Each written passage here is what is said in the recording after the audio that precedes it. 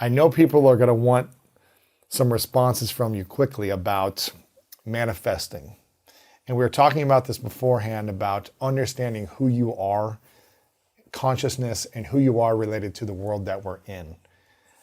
I'm curious, for someone who needs support in understanding how to create or attract or put something into the world, have an idea and make it a reality faster, what would you say to that question about alchemizing an idea and bringing it into reality and creating more abundance in your life? Well, you're right. It has to do with understanding who you are. But and the thing is, in understanding who you are, you have to understand what you are. You see, this it's not, and your relationship to the rest. Because if you're trying to manifest, if you're wanting to manifest already, first of all, you have to understand the mechanics on how that happens.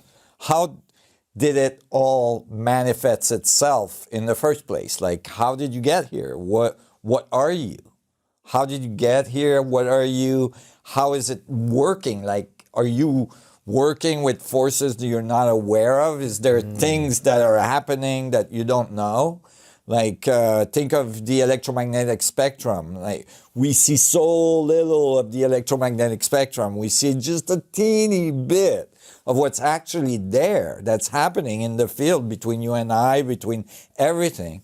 So, like, becoming aware and understanding the mechanics of this experience we're having, we call life, is really critical. And so, at the basis, like not just in a conceptual notion, not just in a philosophical way, not in a just in a spiritual way, but like really how it works, right? Like, what are the mechanics? So what are we working with? What are the mechanics of what we are and what we're made up of, and what the universe is and made up of, and how we can navigate who we are, what we are, with the energy and the material around us?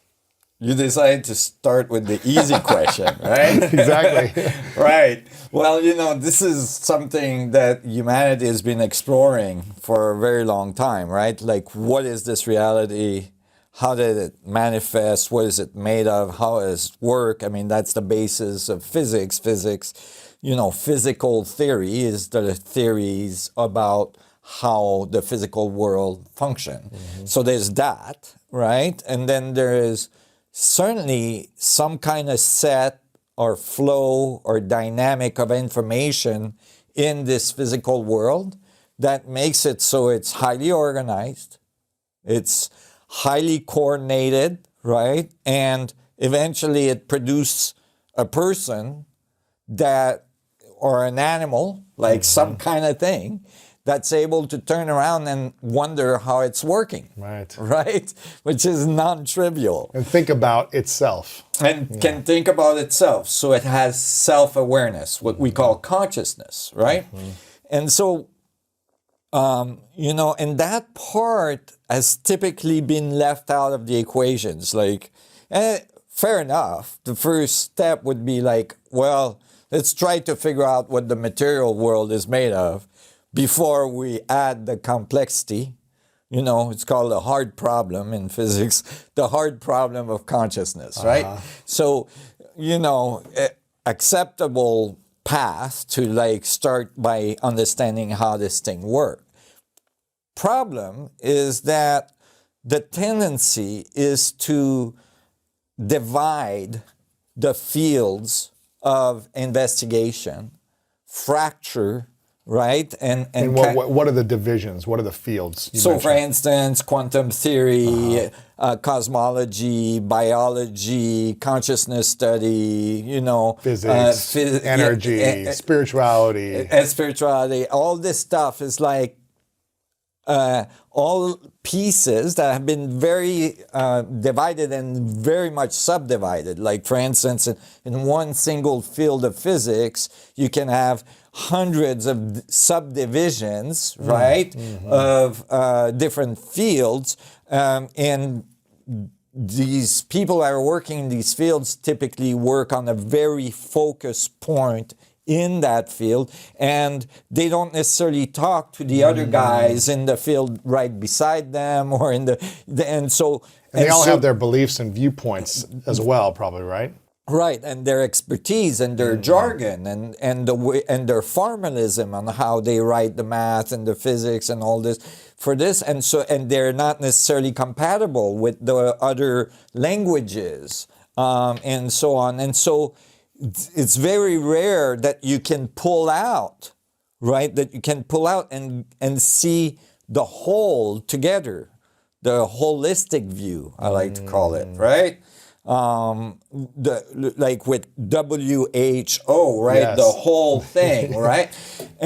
And so this method of doing science has very successful effects in terms of getting the details of everything, but has a large downside, is that you start to lose the picture of the whole thing. You start to lose the understanding of the whole thing, how it interacts, how it works. And you start to think that all these things are separate, right? But it's not all separate. Clearly not. And when did you start connecting the dots between all these different intersections and areas of focus? When was that process for you? Well, I came from a completely different angle, and I was not like classically trained. I was having a hell of a time at school, although my father, is one of the most revered child psychologists and worked on theories of education and was the director of the education department at the University of Montreal. And before that was, his thesis director was Piaget, the father of child education, and so on. And so, I was having a hell of a time. And so I think that naturally I had this holistic view. And so it's not like I put the dots together, is that I had to study the different fields that had been separated in depth to see the relationships. Interesting. Yeah, that the relationship that was naturally apparent to me. Okay. From a holistic view. From already. a holistic view as a child, like as a 10-year-old going around the world going, wow, how is this thing organized? Like there must be some higher, sets of information, or like some geometry, some function that's allowing all this to work together. Like how does the bee know to go to the flower? Why is the bee on the same planet as the flower? Right? Like how did this whole thing come together? Like what is the connective tissue of this reality? What is the connective tissue of this reality? Well, eventually I found it out, but it took me 35 years of physics, and before that a few, a good 20 years of meditation, But this was eventually clear. Like I started looking for the pattern. I figured early, and it came from early class in geometry and in dimension. And actually famous geometer Buckminster Fuller had the same problem at school when he was taught dimensions. I realized that you can't extrapolate fundamental mathematical theory, like the way we write math, for instance, right? So we write math we have very specific, fairly strict, approaches, axioms, right? So that we go by. And so, for instance, we have axioms in dimension that starts with a dot that doesn't exist called dimension 0, and you make a bunch of dots together and make a line, right? The teacher went to the blackboard and did that. As soon as he put a dot and said it didn't exist, I was lost. I was already gone, because from the holistic approach, the dot, if it's on the blackboard, is because something's happening. It's existing. Sure. It's not, the idea that it doesn't have a dimension is a concept of man. If I shrunk down to the atomic structure of the chalk on that blackboard, it's a whole universe happening down there, right? There's billions of atoms that make up that chalk. And that little dot. And that little dot. And there's billions of atoms that makes up that blackboard. And if I shrunk myself to that size, it would be like a universe, right? Wow. And so it's okay, so the concept that it doesn't have volume is only a concept of man, right? So you have to be careful right away how, yes, you can use various, axioms, concept to write your math, right? Concept of physics and so on. Right. But you got to make sure that you don't forget the assumptions you made. And if those assumptions are concepts of man, or if these assumptions are concepts of the universe, is the universe thinking like you're thinking? Right. Right? So then you make a line with the dots, and you call it dimension 1, and then you make 4 lines, you make a plane, and you call it dimension 2. And we write a lot of physics in 2 dimensions. And then you slap 6 of these planes together and make a cube, and you call it dimension 3, and then you say, oh, it has volume, now it exists. 3D. Yeah. But all you've done is in your theory there, all you've done is you've done non-existence to the third, right? You haven't, or to the fourth, from the dot to the line to the 2-dimensional plane to the 3-dimensional world. Yes, you've enclosed volume with a plane that doesn't exist, right? Which you've made with lines that don't exist, which you've made with a dot that doesn't exist. So you don't have existence yet.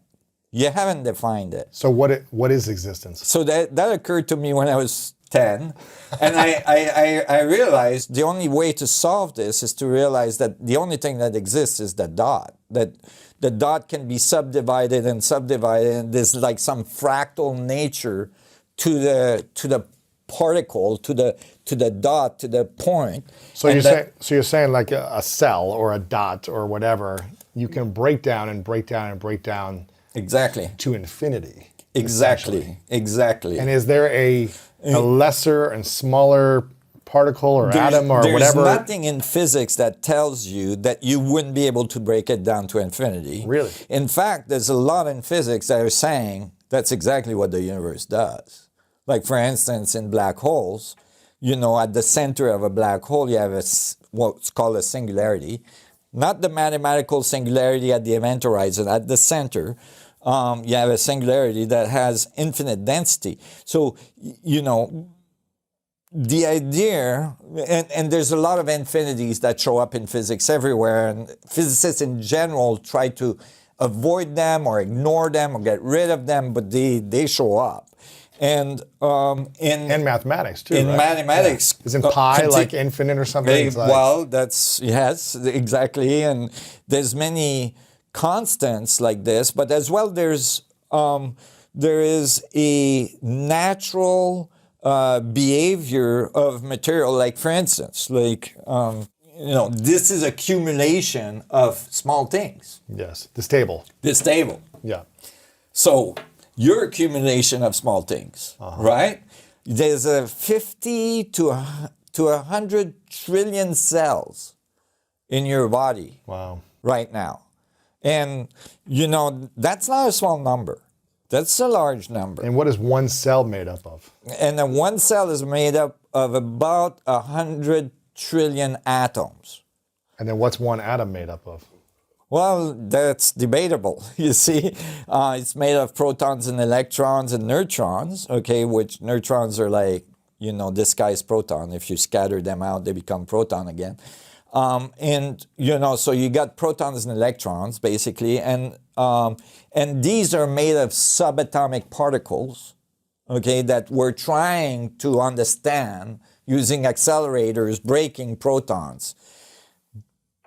My opinion is that it's not the most effective way to understand what a proton is. It's like taking a Swiss watch and slamming it with the huge hammer, and then when you got all the pieces apart, like trying to figure out how it was working before you slammed it, right? Sure. So yeah, basically the complexity in your existence is very, very high already, very, very high. So understanding who you are, you see, because we have a tendency to say, I'm one person. But all of your cells, that be 100 trillion cells, would disagree, right? Like they would go, wait, there's a few trillion of us down here, and they're all very highly coordinated. They're highly, highly coherent. Right. They don't mess up. They don't go wrong very much. They are extremely capable at reproducing. So you're reproducing about 1 million cells a second. Wow. To stay alive. Wow. So these are things about like learning about yourself, because when we say that, the tendency is to think only about our consciousness or some spiritual knowledge or whatever. But let's just start with the fact that you're constantly remaking yourself.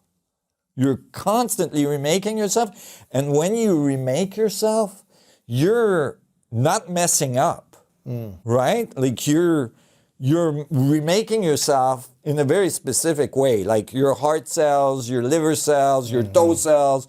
They don't get confused and start making a heart cell on a toe, and a toe cell in the heart would be catastrophic. Like in a few hours you'd be having a really bad day if toe cells start to be produced in your heart, right?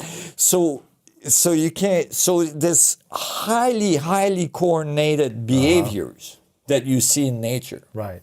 So with understanding this, so people aren't thinking, okay, I'm made up of hundreds of trillions of cells, and those cells are made up of hundreds of trillions potentially of atoms and all these different things and particles and all this stuff, and it's all coordinated and working together.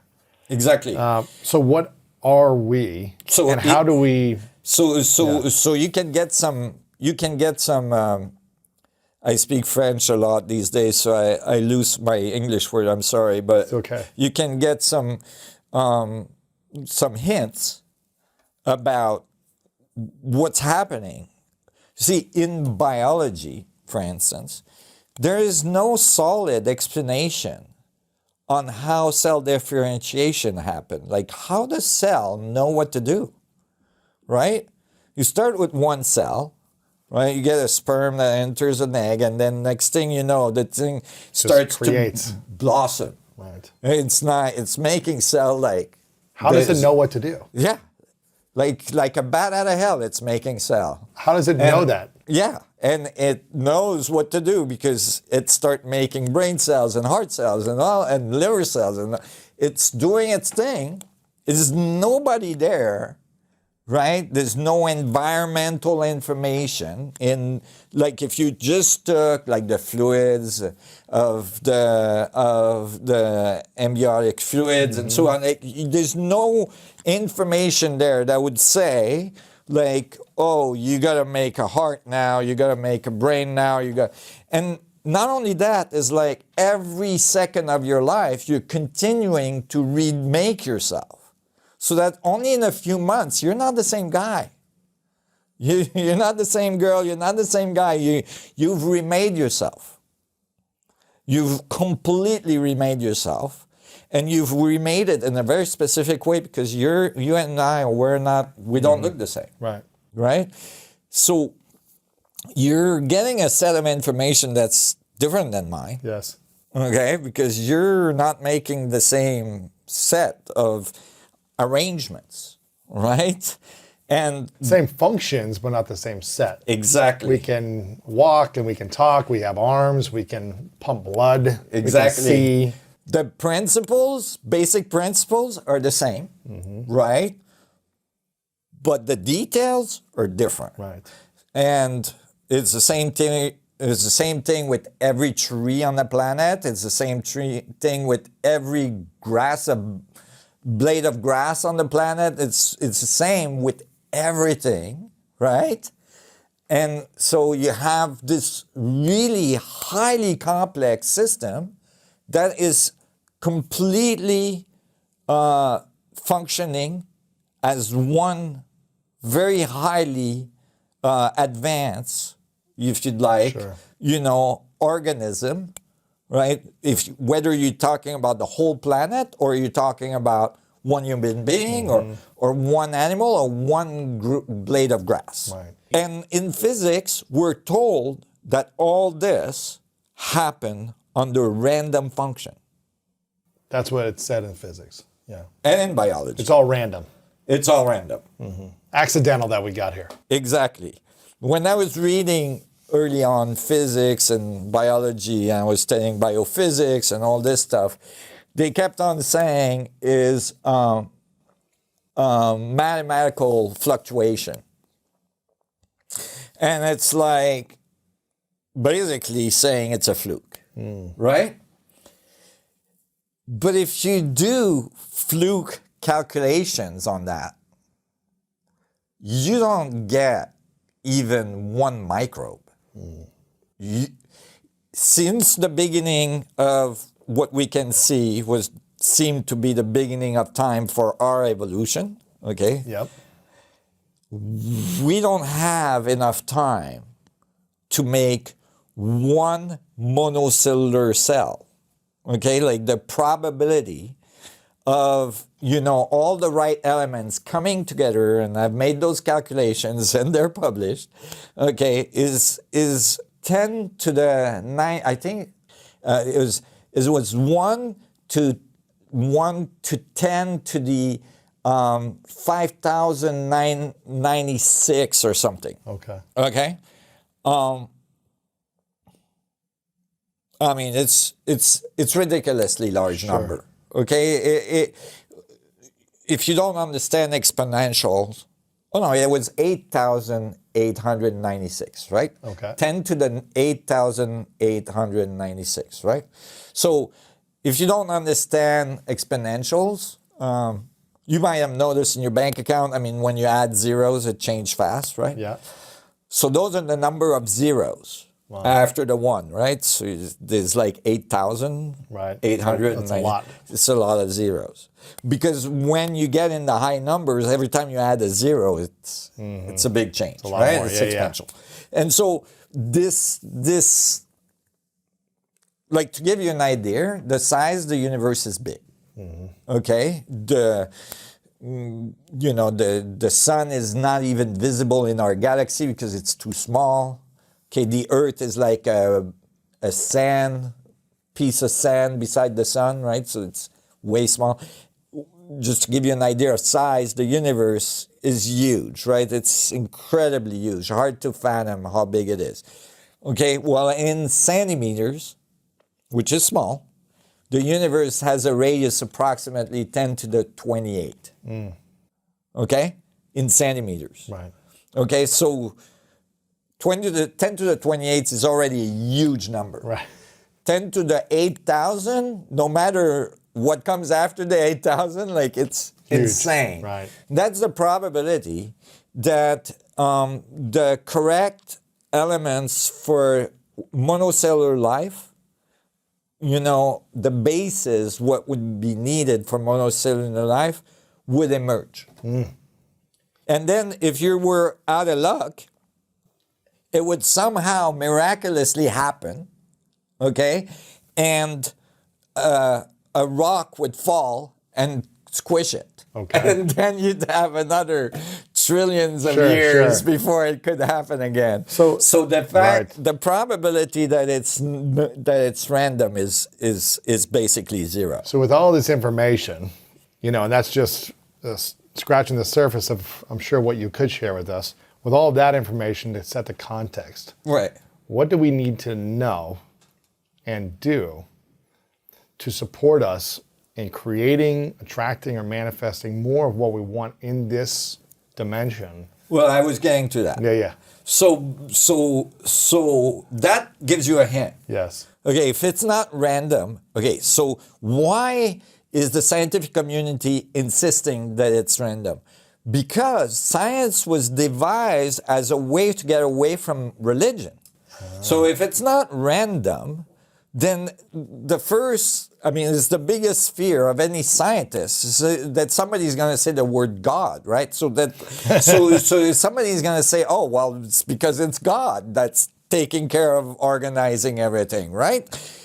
Well, there's another alternative. What's that? Okay, it's called feedback. The system is learning about itself. There's feedback of information. When you have feedback in an equation, the equation can produce massive amount of complexity in a very little amount of time. And those equations are, fractal equations that are, like beautiful, but as well that produce geometry that we see in nature everywhere. Yes. So that's another hint. Wow, you got an equation here that has feedback in it, right? It's called recursiveness. So you take the answer and you feed it back, and you take the answer and you feed it back, right? That produce huge amount of complexity from a simple set of information. And when you look at nature, you see that feedback happening in front of your eyes, meaning you look at the branches of a tree, you look like the rendering for worlds, in Hollywood, when they render worlds, like Avatar and all this stuff. When they do that stuff, they use engines that are running fractals because they mimic nature. They get very close to nature. Sure. So now you get a sense, wait, there's a feedback of information in this universe. It's not all random. It's not all isolated. There's information going out. There's information going in. Look at all of nature. Everything is adapting based on what it's getting. The environment. The environment. Exactly. So it's not far from current theory, what I'm telling you. It's very much aligned with current theory. Right. It's just not been understood in physics appropriately, not clearly. It's about to be. I'm about to publish a paper that does the job, nail in the coffin, But, I should not use that expression. It's kind of macabre, Right. But basically, it does the job. Sure. But so basically, you realize, I know it's a long journey I took you on there to answer your question. I like it, though. I'm We got to sorry. set the context. Yeah. But you ask a deep question. Yes. And so I'm giving you an answer commensurate with the question because it's, it requires some thinking. But so all of a sudden you realize there's feedback. And you see it in your life all the time, right? You adapt to what's happening. It's cold outside, you put a coat on, right? Like it's hot, you take stuff off. Like your interaction with your friends, your partners, it's all relationships. And so you start to realize, wait, the whole thing is a relationship. The universe, life, existence, consciousness, all of it. Is a relationship of everything talking to itself, talking, to each other, which is itself, because it's a universe, right? The idea that you can, for instance, investigate the universe which you're in without investigating yourself is thus flawed. Can you say that one more time? The concept that you can investigate the universe which you're in without investigating yourself is flawed. So what is the simple path to manifesting? You have to understand that deeper you go inside yourself, larger influence you have on the universe. Where should we be going inside of ourselves? What questions should we be asking? Should we be looking at?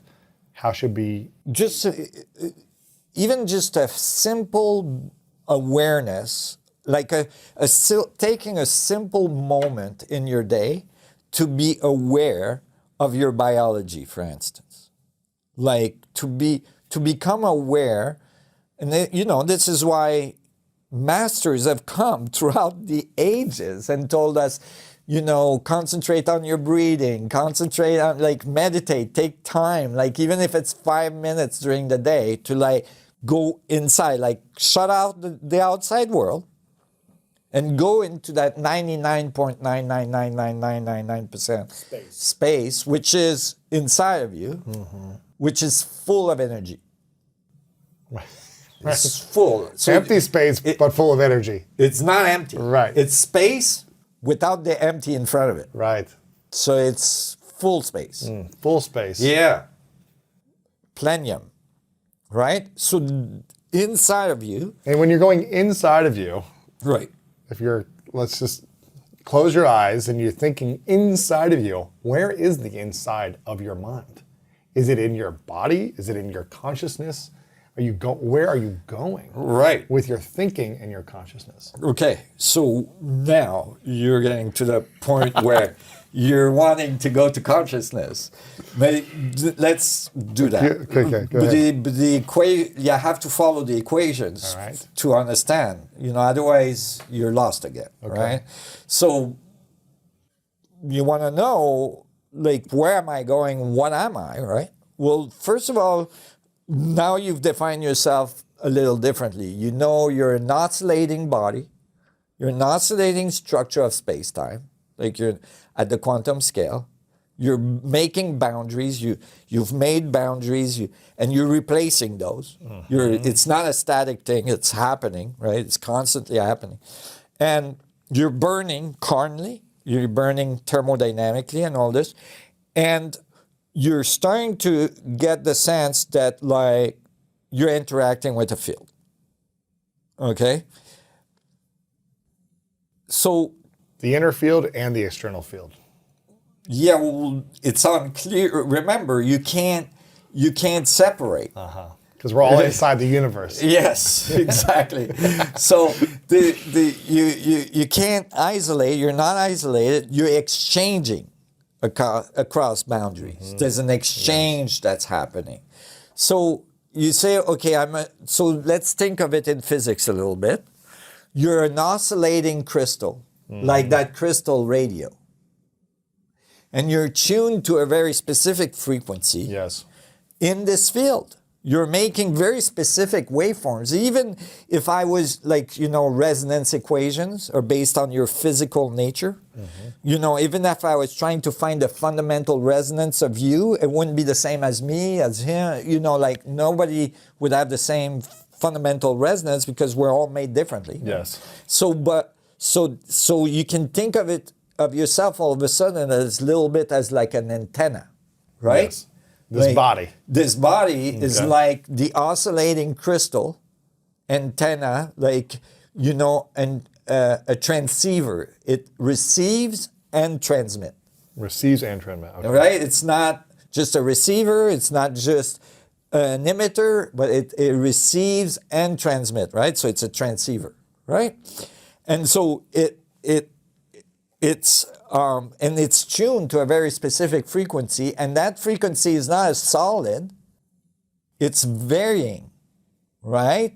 It varies with your heartbeat, with your breath, with all the fluids that are going through your vein. It's like all the fluids are going up and down your spine, the fluids that are moving in your brain, like. So it's tuning into a frequency based on the information you're giving it. Right. Right? So based on thoughts, feeling, breath. Exactly. What's happening, how much energy you're creating internally and physically, it's tuning into different frequencies. Right. And these biorhythms, what influence them the most? The biorhythms of your body. Thinking? Thinking a little bit. Your emotions? Right. Your state of emotional. Your way of being. Your way of being. Yes. Your thoughts. But your thoughts influence your emotions. Of course. And your emotions influence your thoughts. Which ones influence more? I would say your emotions. Your emotions influence more your thoughts. Yes. So you shift your Absolutely. emotions, shift your thoughts. You through thoughts. This And is same what thing. all the masters have been saying throughout the ages. Nothing different. Right. They just didn't have the physics. They couldn't write it in Greek for It you. was But I can. spiritual, philosophical Yeah.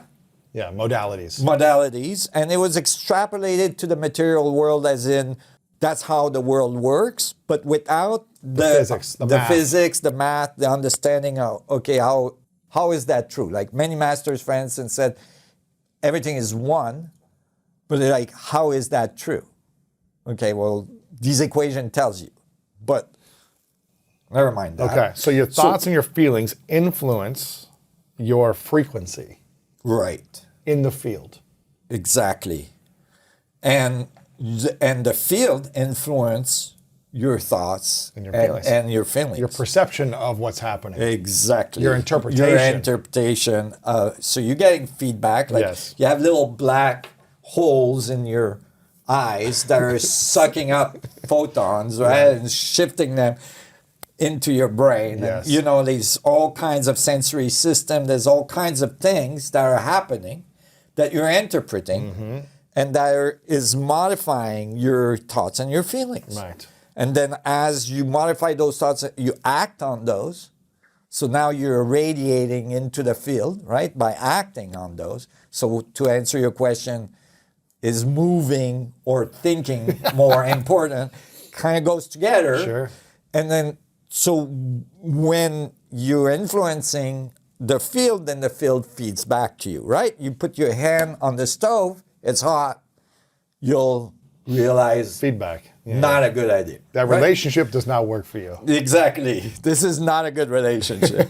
You have to modify how you Yes. relate to this. Yes. So you know, Okay. you see, and so then you realize something that is a fallacy in spiritual knowledge, that yes, you have an influence on the field, but so is everything else.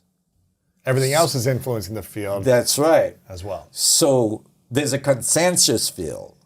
So what- Right? It's not Yes. like you can just say, I'm going to manifest this. I'm gonna influence everything. And, Yeah, and yeah. I'm going to, like, the universe going to ignore everybody else and just do what you want. Right? Right. Because if you're too hot and you say, well, I want to turn down the heat from the sun, the guy in Alaska is freezing over there. like, turn it up. And he's like, dude, like, wait a minute. Your reality is not happy with mine, right? So how do we influence our field to get what we want?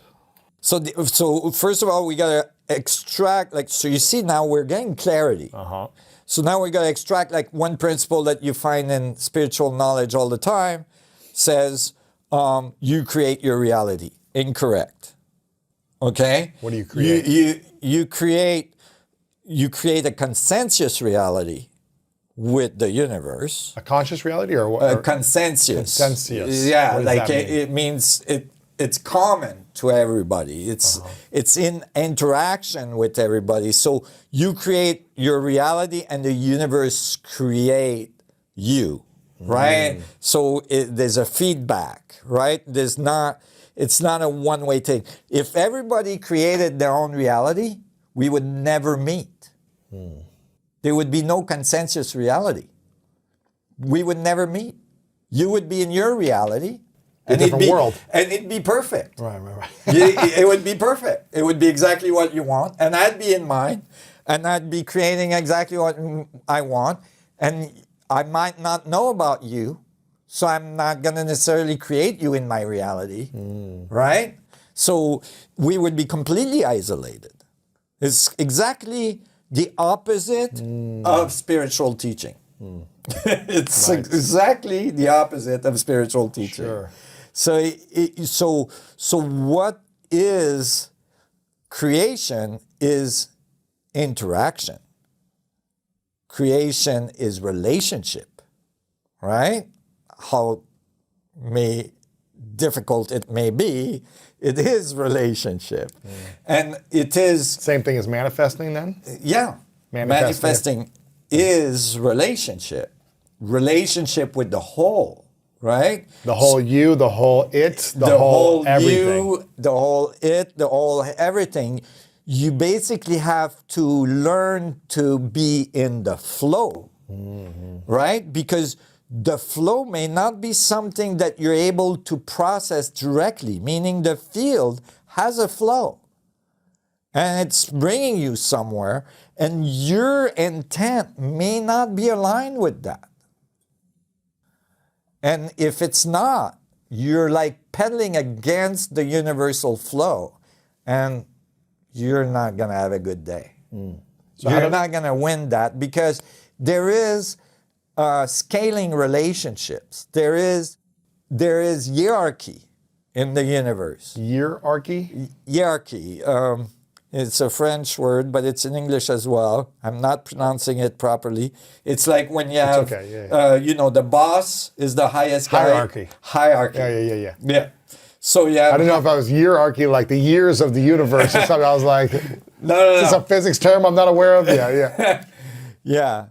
So for instance, hierarchy means for like just a gross one.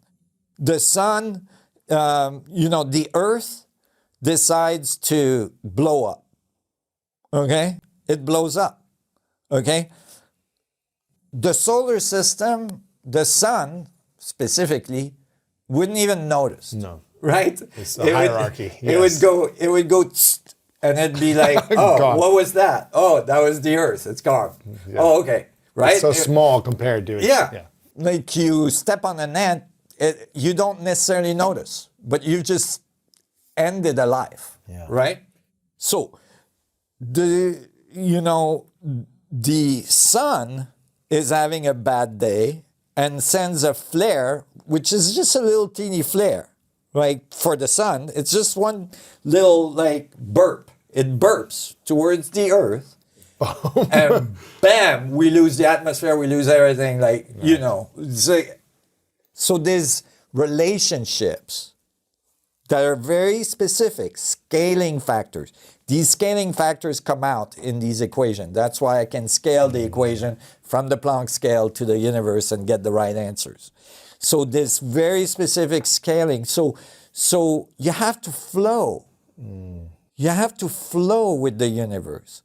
And yes, if you want, and when you flow, that means you're starting to feel what the universe wants from you. How do you know what the universe wants from you? Because when you think about it, when you feel it, it gets you really excited. Now, what if something, okay, I love this. Now, what if there's something that you feel like you're supposed to be doing, but you're afraid and you doubt yourself. You don't believe yourself. You're afraid of the failure that might come from it. Right. The embarrassment. So is that something you should lean into, even though you know it's potentially going to be a greater outcome? Or do you stay comfortable because it feels better to be in this flow, where you don't take the jump, the leap, the uncomfortable relationship that you have to move forward? So when I want to clarify that when I talk about flow right now, I'm not talking only metaphorically. Yes. These equations are literally flow dynamics, like circulation equations in physics. Okay, so that field is flowing. I said you might be pedaling up the flow and you're not having a good day. What you just described is the contrary. You're not pedaling up the flow, but you're trying to stop in the flow. Right? The flow is saying go, and you're saying, no, I want to be comfortable. I'm going to be comfortable. I'm going to stop. And that's not going to give you good results neither. Right. In both cases, there's friction, if you like. Sure. There's thermodynamics, there's entropy. Feedback. There's feedback. 2x4s, hitting you behind the head, to move on, right? Events in your life will occur that will push you in those directions, and you might never realize that that it's the time to flow, Yes. until you're on your deathbed and you go, why did I resist? Like, why, did I not do that? Why, why did I not go for it? Yes. And it's kind of too late. Sure. The flow is getting you somewhere else, right? And you're not going to be able to flow with that body the way you were flowing, right? What's the best way to listen or be aware of the flow we're supposed to be moving into? So that's why you have to take the time to explore the flow within you. This is where it's at. Because remember, your antenna, right? For you to get the information, you got to tune it. You got to tune it good. And how do you tune your antenna good? You got to, we just discussed, like, your emotions, your thoughts, and all this are going to make the antenna be really coherent or be really erratic. And then it's like you got the radio station off the radio station. Now you got a lot of noise, right? A lot of static. A lot of static. It's like, and then you don't know where to go. You don't know what to do. How do you tune your antenna? How do you personally do it? Like, what's your practice? Oh, since I'm 11, I've meditated. Really? My whole life, yeah. At least 5 minutes a day. Yeah. And what does that do for you when you... You quiet everything down so that you don't have so much, influence from the outside field, so that you can listen to the inside field for that part that's going out. Like what you are, so that you can express it out. You have to get that part. And what is that voice inside of you? Where is that coming from? So this is part of the equations I will write after this paper, because this paper is already a big chunk. But I started writing them in biophysics with other biophysicists.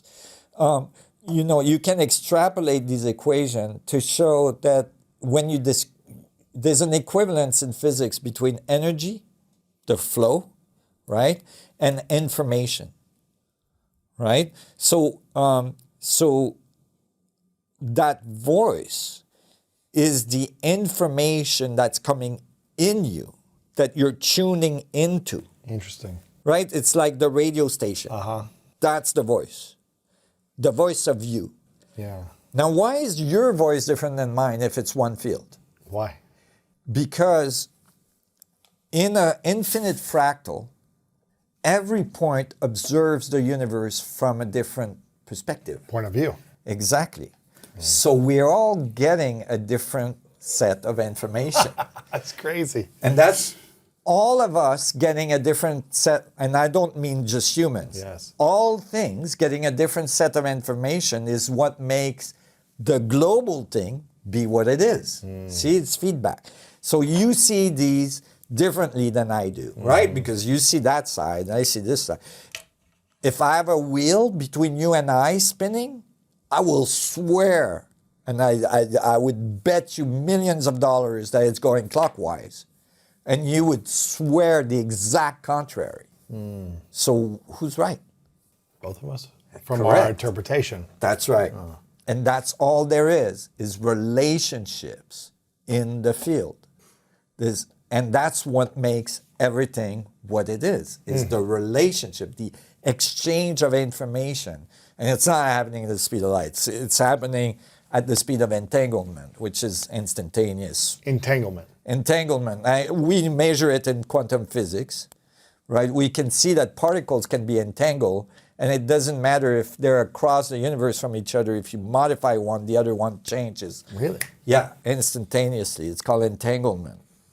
So we actually measure the fact that things are connected that way, okay? So the whole universe is entangled through this field. And the exchange of information in this, and these are straight up the equations I wrote, okay? And the exchange of information, listen carefully, the exchange of information across the universe through all these nodes, like all the points, any points you choose, right, is the energy of the system in that local region. Meaning the energy, so I'll give you the example. Take a proton. Okay. You calculate how many Planck information bits there is in that proton, every little oscillation. You know that an E equals mc squared, right? So a little energy is a mass, right? So you can calculate the mass of all the little Planck inside the proton. When you do that, you get not approximately, exactly the mass of the universe. Really? Yeah. That's crazy. So all the other protons in the universe are expressed inside one proton. That's crazy. Okay, because it's entangled. But what we measure, the mass of the proton, clearly is not the mass of the universe. Right, of course. Is only the information that's able to exchange across the membrane of the proton. And when you do that calculation, remember I told you the equation is a surface to volume ratio?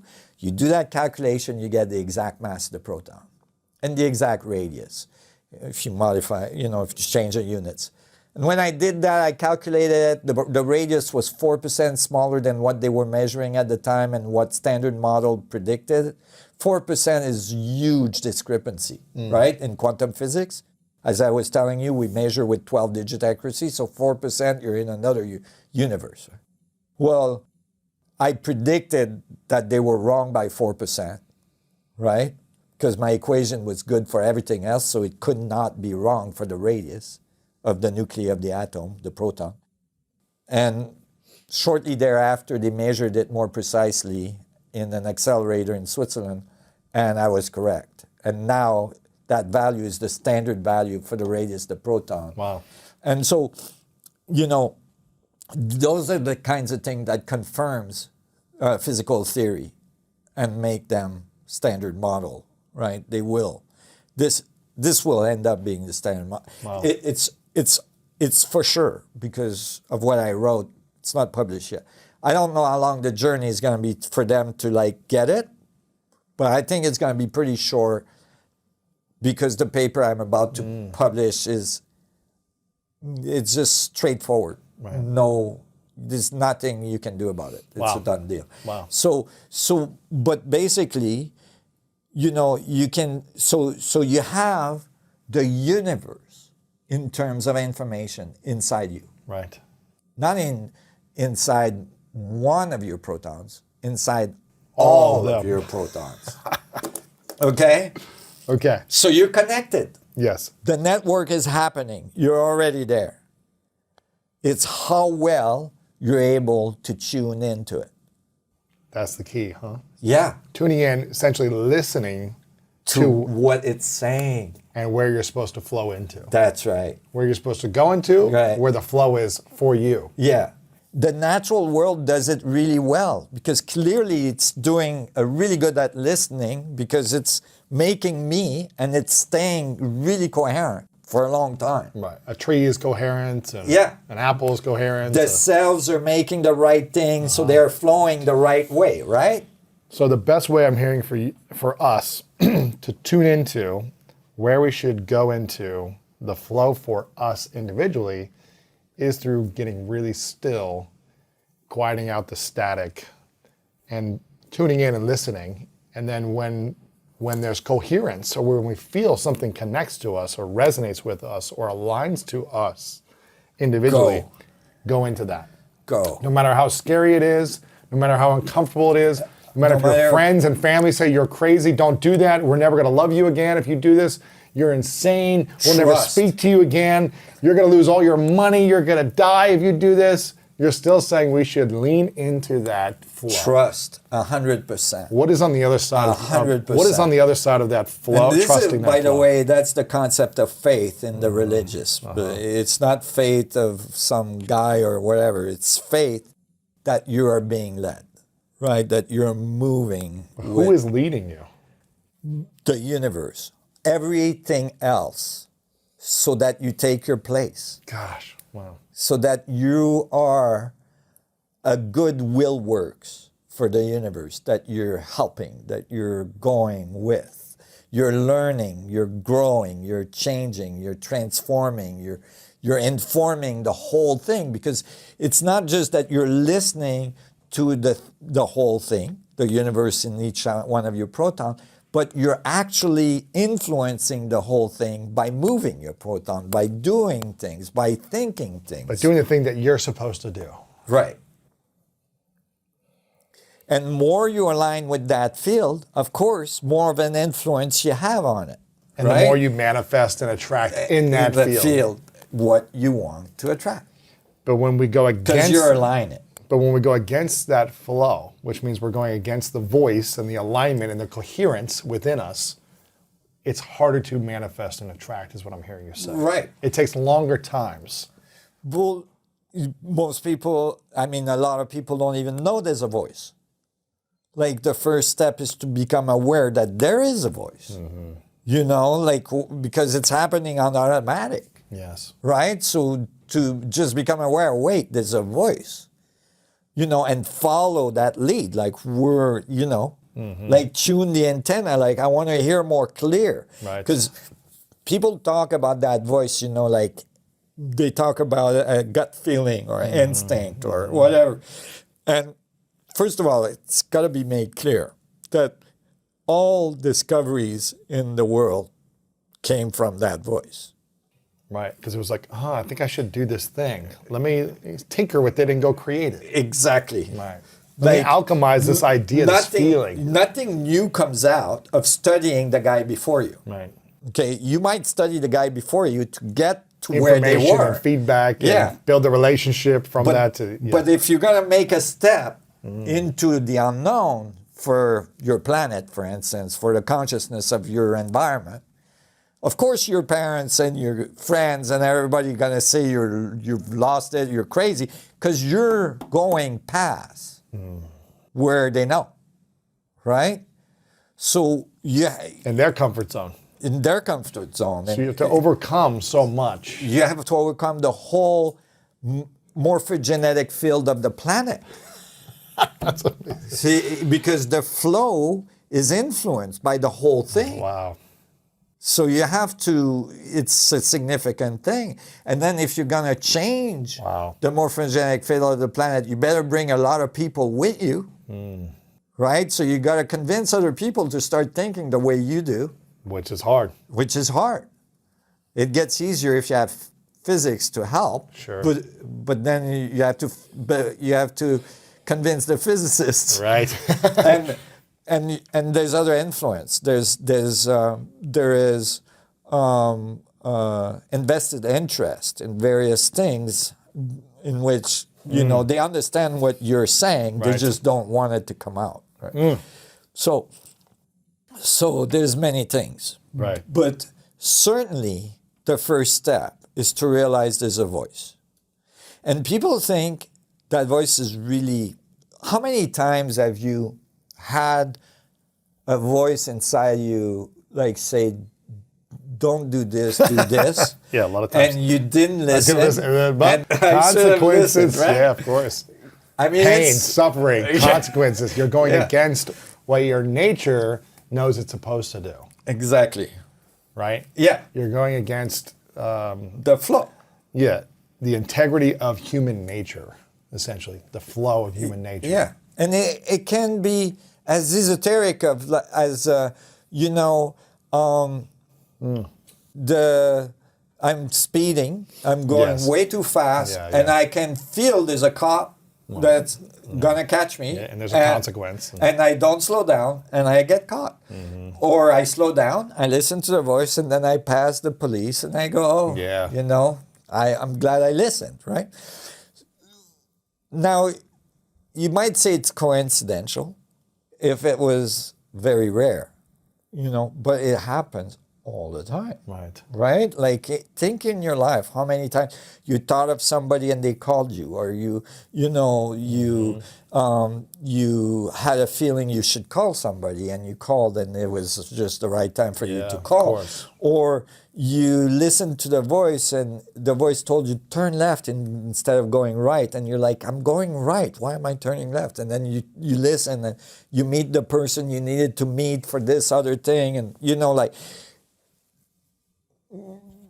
there's an amazing amount, like, so It's interesting also when sometimes I've made the wrong choice, yeah, but it's taught me a lesson through the consequence that has led me, it's given me the feedback to send me out in a different direction. of course. If you were able to create your reality without the bother of anybody else, you would be bored within seconds. Right? Like, nothing would be happening. Like, you would have your perfect reality, you'd be alone in it because it's not the other guy's perfect reality, and you'd be bored within seconds. But because it's all interacting, this is how you learn. This is how you actually grow and transform, and this is how you learn, I said. Remember, you literally are the universe. Right. This is how the universe learns. Wow. So then you start to think of yourself as an extension of space from the universe, learning about yourself. Like, Einstein didn't quite say it that way because he was missing the feedback part, but he did say that all objects are an extension of space because he realized there was this field. Right, at the Planck scale. So if you could, I want to wrap it up here in a second. We have to give you back on at some point in the future, Nassim, because this is insightful and powerful, and I don't even feel like we've scratched the surface on spirituality and physics and the field and quantum physics and 5D and 2D. I feel like we could go so many places within the future on how to create and attract and manifest and how to be in the flow better. But I'm hearing step one, realize there's a voice, pay attention to it, and follow the voice. Right. If it's, in tune. Yeah. Don't follow an out-of-tune voice, but the right voice. Yeah, it has to be in tune. So Yes. you gotta tune the antenna. Yes. To the correct radio station. And what I'm hearing you say is a great practice is through silence, stillness, meditation, some form of that practice where you are still quiet and allowing yourself to listen. Exactly. To the voice. Exactly. And practice calming your thoughts and your emotions so that you can hear internally what you need to hear. Because if you're never silencing it or calming it, it's going to be hard to tune in.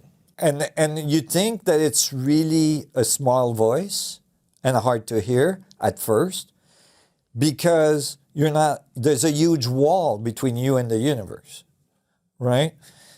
But actually on the other side of that wall, it's screaming, right? Like the flow is very, very strong. Yes. It's not hard to hear. It's not hard to know where the flow is. Right. A child knows very quickly when it's doing something right or when it's doing something wrong. If people listened well to the voice in a society that's a little more advanced than this one, you don't need rules and regulations. Because there's natural rules, there's natural order. There's order. And you would follow the order. You would know. As nature does. Yeah, as nature does. And so basically, listening is critical and understanding that it's mechanical. It's not esoteric, like in some pink cloud floating over there. It's not like some, concept that's really complicated that you can't wrap your head around it. It's not. It's physics. It's physics. And you have it all inside of you. And you know it all. Like when I teach, I don't teach people, I teach you. I help them remember what they already know. This is why people that come to my conference and so on are so impacted. Like I get hundreds of letters of people from all around the world saying, oh my God, I'm so transformed. I can't believe I went to a conference on physics and I came out completely transformed. It's because it's not like I changed their life. I just had a relationship. Mm-hmm. I transferred and I give the information. They received information that reminded them, that brought up what's already inside them. So innovation comes from remembering, right? Who you are. Yeah. The deep relationship you have with the universe. Think of Einstein, think of Tesla, think of, the greatest, like Schrödinger, others, like all these people, if they wrote extensively about how it came from within them. Mm. It didn't come from, they did some studying and all this to get to the place where they could tell where we were. But to make the next step, it's coming from inside you. Right. Well, they're getting feedback and information from the outside, inside, and tinkering with whatever they're creating. That's right. From the inside. This is fascinating. So it's a force. Yeah. It's you're a force of nature. Mm-hmm. And you have the potential, but you don't necessarily express it, right? You might not express it in your life if you don't know. Mm. You might just spend your whole life thinking that you're some little bug isolated from the rest of the universe and that you have no power. Mm. You have zero power. That's what is taught to children every day, right? In schools and institutions, is that all information comes from the outside, right? Like learn this information, follow the rules. Yeah. Shut up and listen. And that and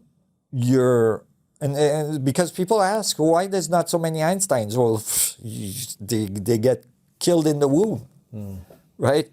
And then so you have that. Now, when you realize that, this is the point of enlightenment, okay? When the Buddha was asked, Buddha, you say everything is the Buddha, like we're not understanding, we're the student, clearly we're not the Buddha, you're the Buddha, we're the student, we're not at your level, what's the difference between you and us? We want to know about the difference, not the fact that we're all Buddhas. And so the Buddha answered, said, well, the only difference is that the Buddha knows he's the Buddha. If you don't know that you're the universe, that the universe is in every one of your part, or that you're connected to this incredible will works of nature, that there's a flow that runs through your life that is completely transcend any obstacle that you would ever imagine, right? Well, then you can't be that, right? But the quality of the Buddha is that as soon as the Buddha knows, or she or whoever, as soon as you know you're the Buddha, right? That you're the universe, is you realize that everything is, right? Everything is the Buddha, right? So then the ego doesn't get in the middle of it and go, I'm going to create, and, the rest of the people are going to have to submit, right? Sure. You understand? Like, now you get it. The person in front of you might not have that level of awareness yet, but you do. You can tell they have that potential. Sure. Right? And then in the context of all that, you have to remember you're going to fail. You got to remember you're going to fail. You're going to fail over and over and over again. Meaning you're going to get upset, you're going to get mad, you're going to scream, you're going to say the wrong thing to the wrong person, you're going to, whatever. You're going to do things that you're not in your highest Right. flow to do. Yes. The only difference is that how long does it take you to get back into the flow? Right? How long does it take you to remember that they're the Buddha too, and they're observing the universe from their own perspective, Right. and that's part of the whole as well. That's part of all of it. It's part of all of it. And accepting it, Accepting it. not judging it. Exactly. And even at the global level, when you look at everything that's going on right now in the world, it's really difficult. And it's really easy, especially if you're listening to 5 o'clock news, to get extremely discouraged. Yes. And as well influenced, not necessarily in the right way. Right. And so it's critical that you remember that it's all part of it. It's critical that you remember that there's a flow and it's going somewhere. And it's going to an amazing place. It's going to an amazing place. It's going to a place that it's hard to imagine right now. But a place where you have infinite amount of energy, infinite amount of capacity to move around, meaning you have gravity control, you have infinite amount of energy in all your devices, you have most likely extension of life to hundreds, thousands of years. You have a completely different civilization. Because when you understand these principles, then it's not that hard to connect your technology to it. Nassim, this is amazing. I appreciate appreciate you sharing and hopefully opening a lot of people up to the first couple steps. We have to get you back on in the future sometime, but I want to ask you 2 final questions before I ask them. I want to make sure people follow you because you put out a lot of interesting videos on your social media and also your website, NassimHaramein.com is the main place where we can subscribe or be a part of the website, or is there anything else? The best website to go to currently is the Resonance Science Foundation. The Resonance Science Foundation? So it's resonancescience.org. Okay, resonancescience.org. Yeah, resonancescience.org. And they can register to a course there that I made free during the lockdown period. There's 7 modules. They're fairly extensive. You can read. There's all the references. You can understand the physics as well. There's a lot of philosophy and all this, and ancient civilization studies I've done and all this stuff. And there's a 7 module that was published. That's the latest papers I've published to date. And there's an 8 module that's going to be published as soon as the paper is out. And that you got to look for. So like register on the site and then read all this, and then we have a forum. You can discuss in the forum, and then we have all kinds of events that we put up where you can ask questions even and so on. And there's William Brown, there's Ines, there's other physicists and biologists and all this that are helping, and the team is getting bigger, and I'm in the middle of setting up a whole new organization that's gonna kind of umbrella all these other organizations. That is an International Space Federation. It's called ISF. Wow. And it's a very it's the first space organization that's going for a whole new level of technology that's not based on burning fossil fuels. Wow. And so I'm really excited about that. And so look for that because it's gonna occur very, very soon. Resonance Science Foundation. .org, resonancescience.org. Resonancescience.org, and the International Space Federation is gonna be at SpaceFed, so space FED spacefed.com. Got it. Yeah. So make sure we'll link up these. Make sure you guys get the free course, the 7 modules, and the 8th module coming soon. Right. Check out spacefed.com. Check you out on social media. What platform are you on the most yourself on social media? We have a lot of stuff on Facebook. We have, some stuff on Twitter, some stuff on Instagram. I personally started to try to get to Twitter. Yeah. I'm so completely swamped with everything I'm doing right now. Sure. It's really hard. Yeah. So, but I'm planning on being Putting more there. more and more dynamically interacting with people on Twitter soon. But we're publishing articles as well every week and every month. We publish multiple articles, and we have a monthly newsletter that's going to start happening in the next few months, and so on.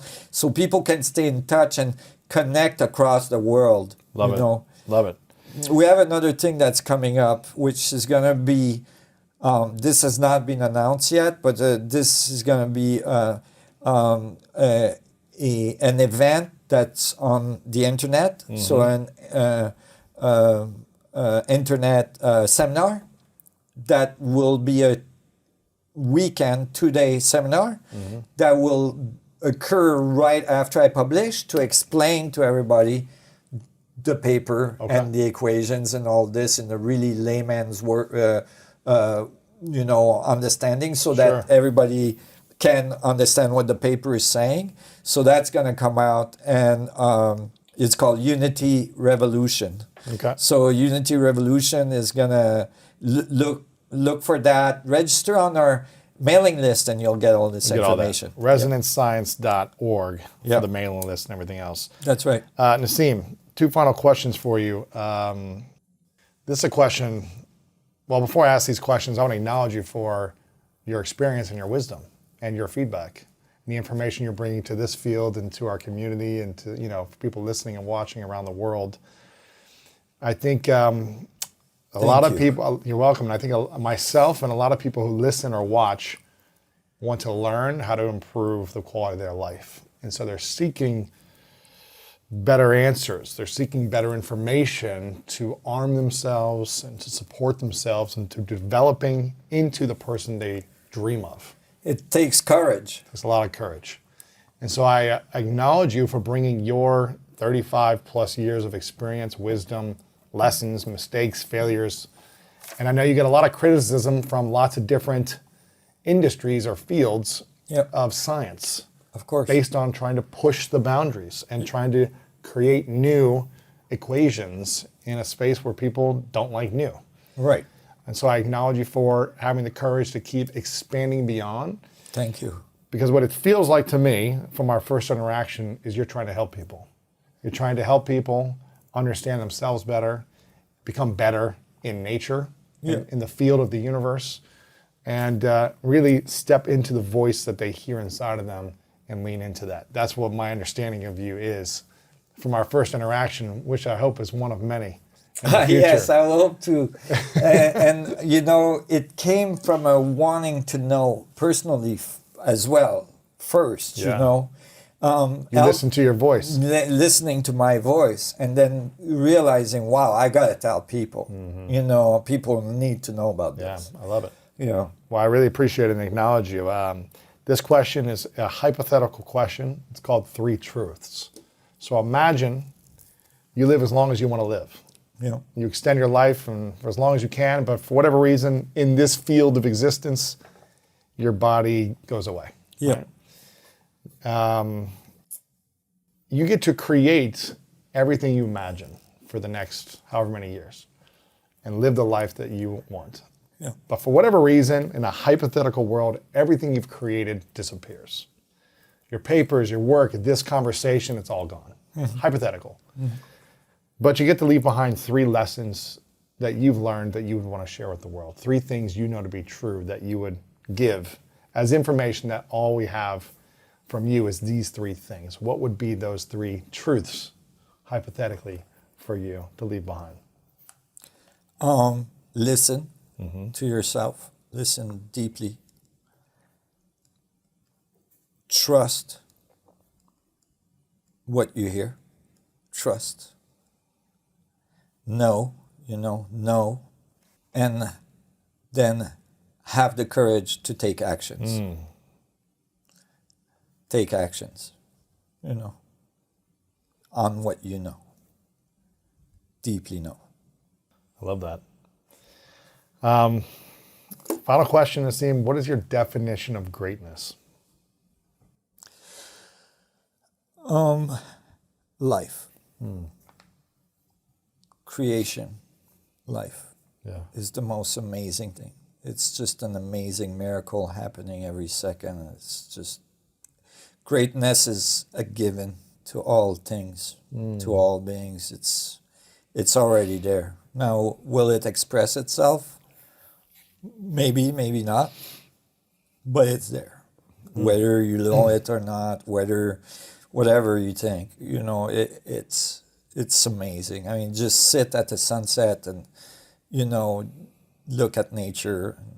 You'll know greatness is part of the fundamental equation of creation. Like it's amazing. Wow. It's beautiful. It's incredible. It's amazing. And it, that brings another thing is spend time in nature. Yeah. Spend time in nature.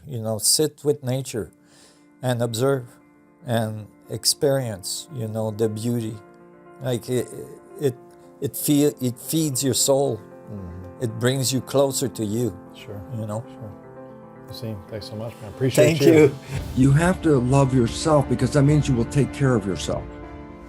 And people don't love themselves, they don't take care of themselves. And you know that. You've seen people physiologically fall apart in front of your face because they don't take care of themselves. First, identify you love yourself, because then everything you do after that will be supporting your love.